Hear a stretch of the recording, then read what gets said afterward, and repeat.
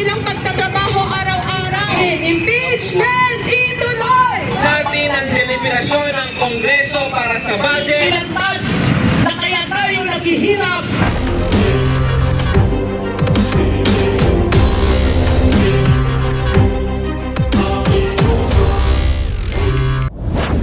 Kung akala ng mga senador tayo ay tatahimik, sila po ay nagkakamali.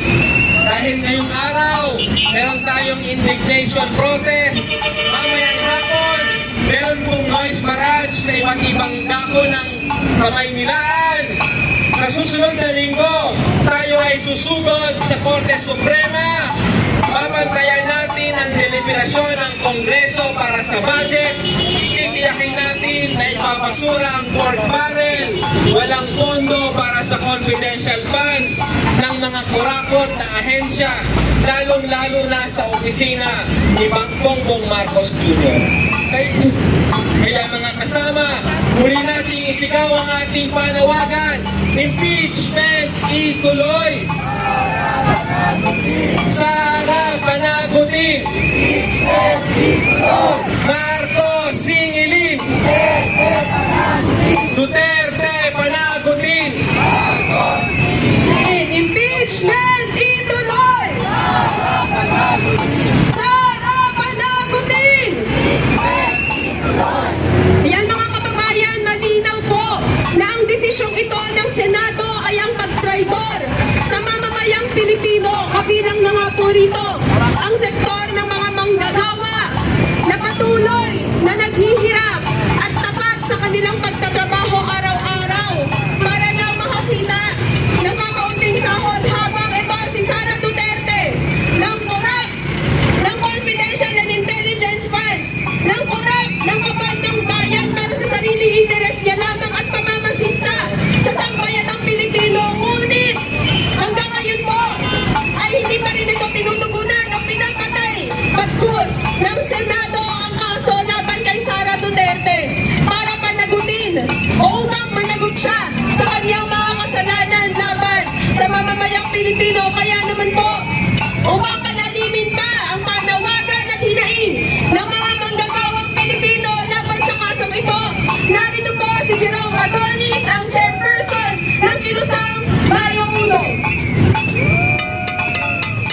Magandang umaga po sa ating mga kababayan. Sino po taas na ang kamay ng galit sa rehimen ni Bongbong Marcos? Natuwa ba kayo sa deliberation kagabi ng Senado? Kaming mga manggagawa ay napakatindi ng galit at pagkamuhi sa gobyerno ni Bongbong Marcos. Iisa lang ang pinatunayan kagabi ng Senado. Bulog ang sistema na kinakatawan ng gobyerno ni Bongbong Marcos. Ang gobyerno ng Pilipinas ay hindi gobyerno ng mga manggagawa at ng mga mahihirap. Pinatunayan kagabi ng Senado na ang gobyerno ni Bongbong Marcos ay gobyerno na nasa ilalim ng dikta at kontrol ng imperialismo ng Estados Unidos at iba pang mga powerful na bansa sa buong daigdig. Pinakita rin kagabi ng gobyerno ni Bongbong Marcos ay pinag-aharian ng malalaking Panginoong may lupa.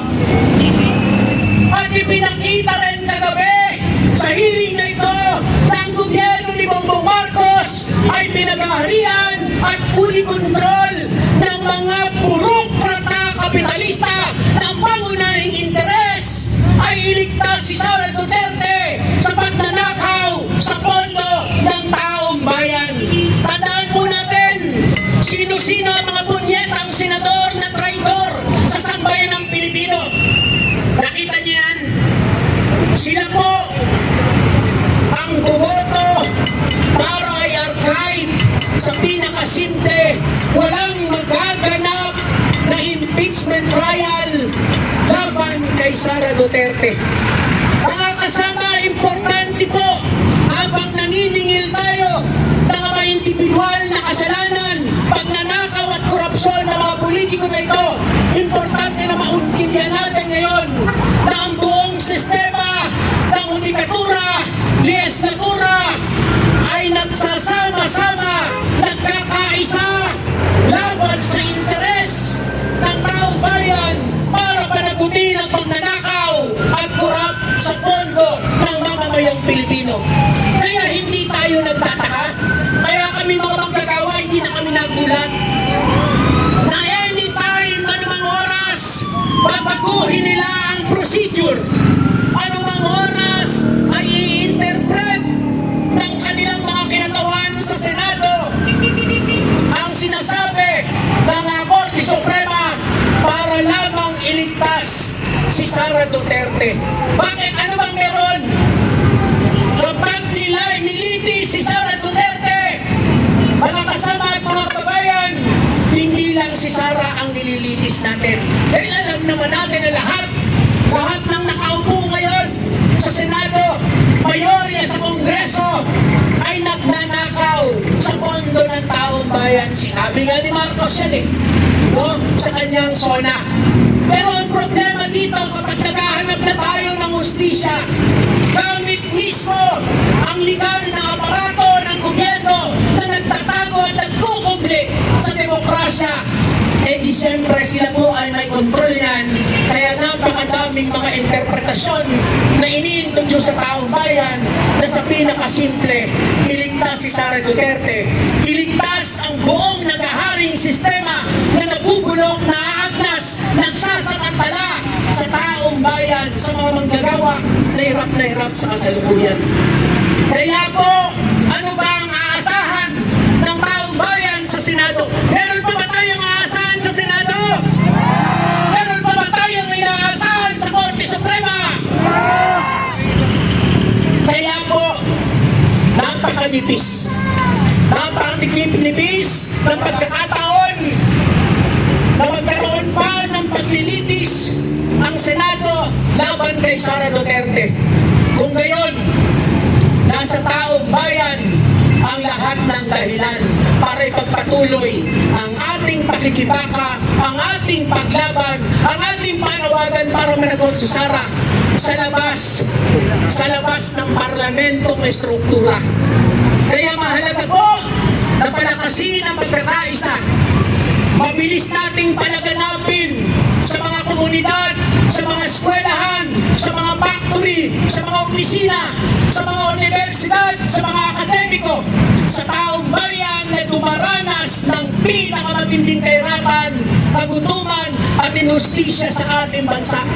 Paulit-ulit nating ilantad na kaya tayo naghihirap dahil sa bulok na sistema, pangunahing kontrol ng mga burokrata kapitalista na pawang tagapagtanggol ng interes ng buong nagaharing sistema.